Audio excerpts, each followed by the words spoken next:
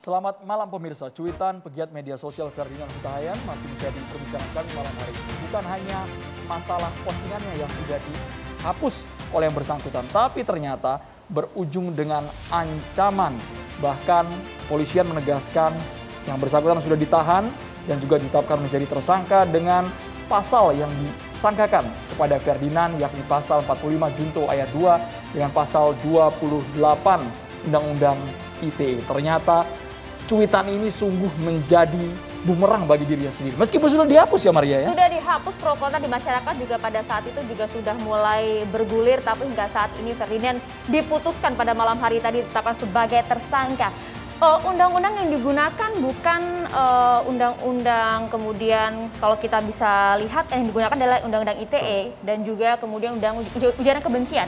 Kita akan bahas mengenai hal ini. Iwan ini juga sempat mewawancarai Ferdinand ketika hari saat ia memposting kemudian dihapus kembali. Bahkan bahwa ia mengatakan tidak tertuju pada kelompok atau individu tertentu. Bahkan sudah ada klarifikasi, ada permintaan maaf bahwa itu merupakan dialog imajiner dari Ferdinand.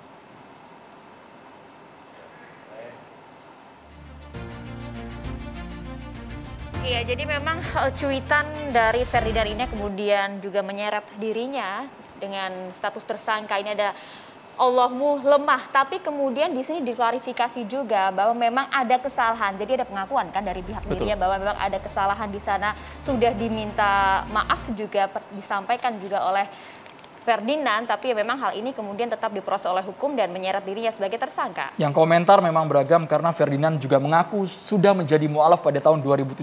Salah satu saksinya adalah Ibu Lili Wahid yang menyatakan memang betul saya menyaksikan waktu itu betul. Bersama dengan para kiai juga yang ada di sana. Meskipun mungkin agak sedikit lupa tempatnya maupun mungkin siapa saja para kiai yang waktu itu hadir. Ya, tapi ada juga beberapa pihak, salah satu juga JP Ansor yang kemudian meminta pihak kepolisian secara tegas untuk memproses kasus ini. Sudah ditetapkan sebagai tersangka dan akan dilakukan penahanan selama 20 hari ke depan. Kita akan lihat nanti bagaimanakah proses hukum dari Ferdinand tersebut. Kalau dari PGI juga kemudian memberikan statement begitu ya, mendukung juga proses hukum yang kemudian dilakukan oleh Ferdinand, serta sempat menyatakan bahwa apapun cuitan yang disampaikan oleh Ferdinand ini tidak mewakili umat Kristen. Betul.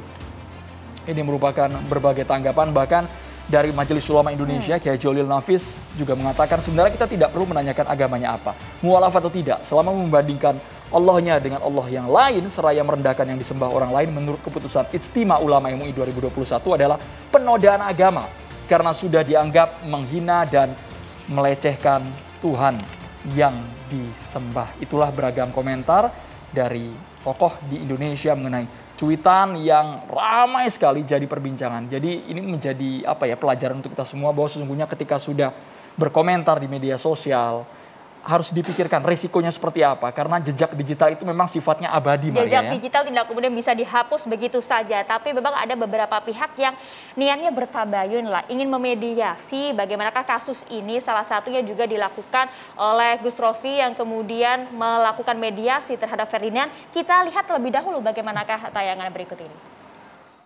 Alhamdulillah Bung Ferdinand Hutahayan yang kemarin memposting tulisan tentang saking bangganya sama Allah. Nah, mungkin di luaran sana banyak mempersepsikan bahwa Allah yang dimaksud, yang dibanggakan oleh Bung Ferdinand adalah bukan Allah yang agama Islam. Sehingga framing narasi yang dibangun oleh orang-orang di luar di sana sangat tidak tepat sekali. Nah, alhamdulillah kemarin saya sempat mengkritisi atas apa yang dilakukan oleh Bung Ferdinand dan ternyata Allah menggerakkan hati kita sebagai pengawal dan penjaga NKRI, mengawal keutuhan bagaimana semua umat beragama ini saling menghargai, saling menghormati. Nah, akhirnya dimudahkan sama Allah saya bisa bertabayun dan bisa bertemu dengan Bung Ferdinand Hutahayan, mu'alaf. Masya Allah, luar biasa. Seorang mu'alaf itu seorang yang harus dirangkul, kalaupun ada keliru harus diingatkan. Dengan jumlah Iya. follower di atas 100.000 lebih, Ferdinand Huta Heian akhirnya saat ini harus mempertanggungjawabkan perbuatannya. Iya, memang meskipun ada beberapa pihak ya bertabayun sajalah, ada juga yang ini harus diproses secara hukum. Nah, secara hukum bagaimana memandang kasus Ferdinand yang saat ini sudah ditetapkan statusnya sebagai tersangka? Langsung saja kita bahas bersama dengan sejumlah narasumber kami. Ada Ade Armando, pegiat media sosial. Assalamualaikum, selamat malam Bang Ade. Ada juga Muhammad Rofi'i Muklis nih, Ketum Barisan Kesatria Nusantara yang tadi juga memediasi, bertabayun katanya kepada Ferdinand. Kami juga mengundang Bapak Abdul Khoir, pakar hukum pidana. Assalamualaikum, selamat malam Bang Abdul Khoir. Dan juga komite khusus kami, Bapak Abdullah Hehamahua. Assalamualaikum Pak Abdullah. Assalamualaikum. Baik, kami juga mengundang dari pihak kuasa hukum Ferdinand Huta Heian. Nanti akan bergabung melalui sambungan Zoom Bapak Muhammad Zakir Rashidin. Iya, tapi pertama-tama saya mau ke Gus Rofi'i dulu. Kan sudah bertemu secara langsung. Boleh silakan digunakan mikrofon ya. Sudah memediasi. Nah, sebenarnya dari hasil pertemuan tersebut, bagaimana respon dari Ferdinand sendiri menyikapi kasus ini? Baik, terima kasih. Assalamualaikum warahmatullahi wabarakatuh. Salam sejahtera untuk kita semua. Om Swastiastu, Om Namo Buddhaya, salam kebajikan. Yang terhormat Al-Mukarram Ustadz Abdullah Hehamahua. Yang terhormat Pak Abdul Khair, saya hanya sering melihat di TV. Dan kemudian di sebelah saya ini Bung Ade Armando. Beliau-beliau ini sangat dikenal di media, terutama di televisi. Kami banyak belajar dari beliau. Nah Mbak, alhamdulillah kebetulan saya adalah orang yang pertama kali mengapresiasi ya ketika cuitan pertama kali Bung Ferdinand itu muncul lalu begitu rame. Nah kebetulan saudara Bahar bin Smith juga rame juga. Jadi kami mengapresiasi di awal tahun 2022 Polri bekerja secara profesional. Lalu tengah malam berita berkembang. Muncul berita bahwa saudara Ferdinand Huta Heian ini dikatakan sebagai seorang muslim, seorang mu'alaf. Nah itu di beberapa media banyak dan disampaikan oleh Ibu Nyai Haja Lili Wahid, yaitu adiknya almarhum Kiai Haji Abdurrahman Wahid, presiden yang keempat. Nah otomatis saya mulai berpikir gitu loh, kalau seorang Ferdinand itu mu'alaf, seorang muslim, sedangkan pelapornya yaitu saudara Haris Pratama, ketua umum KNPI juga seorang muslim, maka bergejolak hati saya. Lah apa yang dilaporkan ini, sedangkan saudara Ferdinand kalau itu kan muslim tuh, sedang mengagung-agungkan Allahnya. Mengagung-agungkannya dari bagian mana kalau dilihat dari cuitannya ya? Dari cuitannya itu ada kata-kata yang kedua bahwa Allah saya itu kuat, Allah saya itu tidak perlu dibela. Kan seperti itu. Artinya itu ada pengakuan Allah yang dipercayai oleh Ferdinand Huta Heian sebagai seorang muslim, itu sudah benar. Saya tadi WA-an sama Mbak Yeni Wahid. Apa yang salah di Ferdinand Huta Heian ini? Ketika seseorang muslim yang meyakini bahwa Allahnya itu benar, maha kuasa, maha segalanya gitu kan. Nah ini kan pergulatan hati saudara Ferdinand Huta Heian. Menyikapi banyaknya orang-orang yang selama ini sok membela Allah tetapi ngapunten, perilakunya tidak mencerminkan sama sekali apa yang diajarkan oleh baginda Rasulullah Muhammad SAW. Pak Rofi, apakah berbincang langsung dengan Ferdinand alasan Ferdinand sampai mentweet kalimat perbandingan Tuhan itu? Betul. Kenapa bisa sampai keluar? Akhirnya karena di kultur kami, kebetulan kami lahir dari keluarga Nahdiyin. Nah itu terbiasa jika ada persoalan yang menimbulkan pro dan kontra, masih menimbulkan multitafsir, maka disarankan, apalagi berita tentang Ferdinand Huta Heian yang disampaikan, apalagi dinikahkan juga oleh Ketua Umum MUI Ali Yafi pada waktu itu berita itu, maka saya putuskan saya mencari nomor handphone. Saya dari Kediri masalahnya kan gitu kan, wis cari aja lah, daripada saya menjustifikasi, saya lebih baik tabayun. Karena hakikatnya kita ini kan dari satu sebenarnya, yaitu Adam alaihissalam. Dan kita walaupun berhadapan-hadapan, hakikatnya kita ini bersaudara juga gitu loh. Saya tadi, saya kok duduknya di sebelahnya Bung Ade. Jangan-jangan pemirsa ini nanti dikira kita berhadapan. Tidak, beliau-beliau ini adalah senior, guru kita.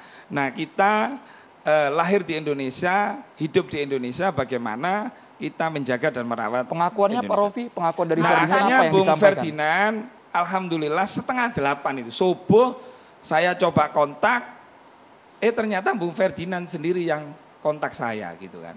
Kontak, akhirnya ya saya ngomong, Bung Ferdinand saya butuh Anda untuk bertemu untuk tabayun gitu. Ada apa ini sebenarnya? Kan gitu. alasan ini kan yang dipertanyakan banyak pihak kan. Iya Nah, betul. Jadi kemudian Nah pada saat akhirnya Bung Ferdinand ketemu waktu itu di Hotel Mangkuluhur ya. Kebetulan kami semalam habis acara sama Habib Lutfi di Polda Metro. Nah akhirnya kami bertanya dari hati ke hati dengan Bung Ferdinand, gimana sih Bung Ferdinand ceritanya itu gitu. Jadi ya cerita juga bahwa saya ini mengalami sakit yang namanya kadang-kadang tiba-tiba di jalan geblak gitu loh. Nah alhamdulillah melalui terapi, melalui bacaan bismillah dan air putih, saya itu kok dilala agak lumayan ada perubahan gitu loh. Nah dari disitulah saya tuangkan bahwa Allah saya ini maha kuat gitu loh, maha segalanya, maha luar biasa gitu loh. Saya tweet lah di Twitter itu. Tapi yang menjadi pembahasan hingga kemudian menjadikan statusnya tersangka ini kan adalah kalimat pertamanya. Iya, jadi untuk kalimat pertama nanti itu kan biar nanti para senior yang ahli hukum, saya tidak bicara itu. Yang penting gini, malam hari ini kita harus sepakat. Kita mengapresiasi kinerja Polri. Walaupun ada catatan, kan seperti itu. Karena yang namanya proses hukum, apalagi sedang berjalan, maka kita sebagai warga negara yang baik, warga negara Indonesia yang baik, hidup di Indonesia, makan di Indonesia, maka aturan-aturan hukum yang sudah disepakati oleh kita bersama, maka itu harus kita taati. Gus Rofi, kalau berbicara mengenai hukum kan nggak ada abu-abu, jelas semuanya. Catatannya apa kalau begitu? Nah, untuk catatan hukum, pertama saya harus menghormati dulu karena ini kan proses sedang berjalan. Tentu. Tetapi saya sebagai seorang muslim ya, mbok ya alangkah baiknya Haris Pratama sebelum melaporkan didahului tabayun dulu. Ngopi dulu. Nah harusnya seperti itu. Misalnya MUI, saya kebetulan kenal Yai Khalil Nafis, kebetulan beliau ada di grup kita. Ya saya juga sempat kenapa MUI tidak melaksanakan tugasnya. Karena seorang mu'alaf ini kan butuh pendampingan. Maksudnya ya Mbak. tugas apa ini? Karena alat bukti dari kepolisian kan sudah lengkap. Ada 2 alat bukti, 21 saksi diperiksa di sana. Maksudnya sebelum ini melangkah ke proses hukum, alangkah baiknya seperti MUI Majelis Ulama Indonesia. Karena seorang mu'alaf ini kan butuh bimbingan ya. Butuh bimbingan, butuh arahan, kalau salah aja harus dibina. Bukan dibinasakan gitu. Meskipun sudah ditulis juga kalau kita lihat tadi ditampilkan Kiai Khalil Nafis di Twitternya menulis juga mau mu'alaf mau tidak apapun agamanya. Nah dalam itu, hal ini betul, itu kelemahan yang saya kritisi dari seorang MUI. Jangan hanya berbicara untuk kepentingan sendiri gitu loh. Tetapi gini loh. kepentingan sendiri artinya bagaimana? Kepentingan sendiri itu tidak ada pembinaan. Misalnya kan rame-rame itu sebelum ini ditahan, itu kan lumayan kan durasinya agak lama ya. Muncul seorang Ferdinand itu mu'alaf, itu kan sudah jauh-jauh hari. Coba itu kalau seandainya, saya jujur aja ya, seperti Habib Bahar misalnya, kami ya sedih gitu loh. Ada seorang anak muda sebenarnya potensi, punya masa, tapi ternyata melakukan hal-hal seperti ini, kami sedih gitu. Pak Rofi sebentar, ini sebenarnya tweet tunggal, apakah Anda langsung percaya begitu getol dengan tweet Ferdinand ini berdiri sendiri atau ada rentetan tweet? Karena kami melihat di bawah tweetan itu ada soal isu-isu kekinian, soal Bahar. Nah jadi begini ya, di sana. Kebetulan saya ini kan bukan pemain Twitter. Saya juga tidak pernah berhadapan-hadapan dengan teman-teman yang selama ini beda pandangan ya. Yang di kubu ini kebetulan kita tidak masuk di sana gitu loh. Jadi saya hanya melihat itu, saya sebagai seorang muslim, saya tabayun dulu.